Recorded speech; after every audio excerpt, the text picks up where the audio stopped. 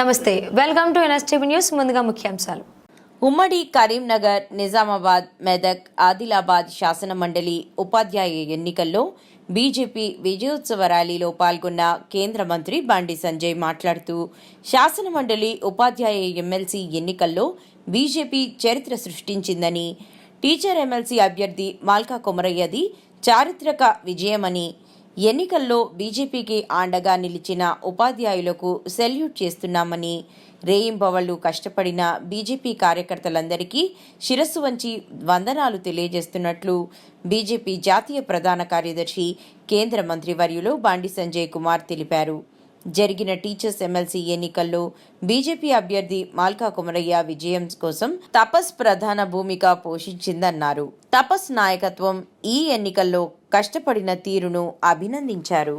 అంతేకాకుండా ఎవరైతే పెన్షన్ తీసుకొని రిటైర్ అయినటువంటి ఉపాధ్యాయులకు, రిటైర్ అయిన ఉద్యోగస్తులకు పెన్షన్ డబ్బులు ఇవ్వకుండా వాళ్ళు చెప్పులు అరిగే విధంగా ఇలా సెక్రటేరియట్ చుట్టూ తిరుగుతున్న విషయాన్ని రాష్ట్ర ప్రభుత్వం గుర్తించాలి.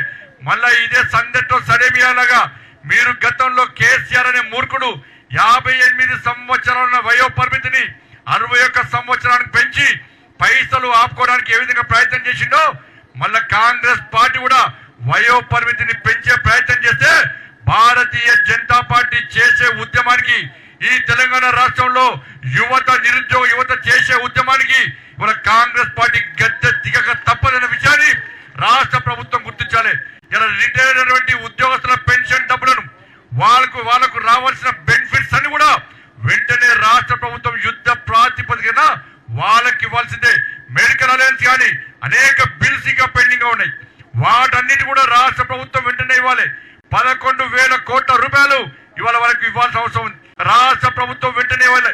దాంతో పాటు ఫీజు రియంబర్స్మెంట్ దాదాపు 7,000 కోట్ల రూపాయలు ఫీజు రియంబర్స్మెంట్ ఇవ్వకపోవడం వలన వాళ్ళ యాజమాన్యాలు ఏ విధంగా ఇబ్బంది పడుతున్నాయో ఒక్కసారి ఆలోచించండి.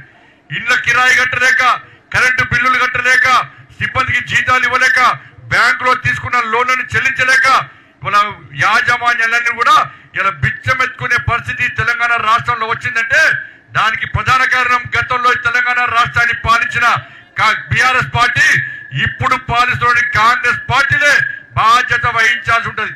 ఇవాళ విద్యార్థులకు సర్టిఫికేట్స్ ఇవ్వకుండా యాజమాన్యాలు ఇలా వేధిస్తున్నాయంటే దానికి కారణం యాజమాన్యాలకు ఇవ్వాల్సినటువంటి ఫీజు రియంబర్స్మెంట్ ఇవ్వకపోవడం అన్న విషయాన్ని రాష్ట్ర ప్రభుత్వం గుర్తించుకోవాలి. ఇప్పటికీ ఇబ్బంది పడుతున్నారు యాజమాన్యాలన్నీ కూడా. కాబట్టి ఇట్లా కేజీబీవీకి సంబంధించి వాళ్ళ సమస్యలను పరిష్కరించాల్సిన బాధ్యత ఉన్నది. వాళ్ళ సిఆర్టీ లేని వాళ్ళందరూ కూడా కేవలం 26,000 రూపాయలు మాత్రమే జీతాలు ఇస్తున్నారు.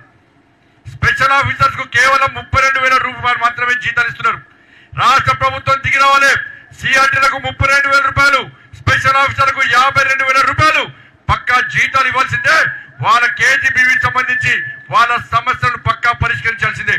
ఈ డిమాండ్లన్నీ కూడా మేము ప్రజలతో తీసుకుపోయినాం కాబట్టి, ఉపాధ్యాయులు తీసుకుపోయినాం కాబట్టి మీరు మాకు ఓటేసి గెలిపించండి, మా కొమరయ్య గారిని గెలిపించండి, మా అంజిరెడ్డి గారిని గెలిపించండి. భారతీయ జనతా పార్టీ దమ్మెందో చూపెడతాం. మా కొమరయ్య గారు మామూలు వ్యక్తి కాదు, చూస్తే సిన్సియర్గా ఉంటాడు. కానీ శాసన మండలిలో మా కొమరయ్య గారు నోరు తెరిస్తే ఇలా ప్రభుత్వం సమాధానం చెప్పలేక గిల్లగిల్లలాగా కొట్టుకునే పరిస్థితి తప్పకుండా రాబోయే రోజుల్లో వస్తున్న విషయాన్ని కాంగ్రెస్ పార్టీ ప్రభుత్వం గుర్తించాలి. కొమరయ్య గారికి అండగా ఇలా భారతీయ జనతా పార్టీ కార్యకర్తలు ఉన్నారు.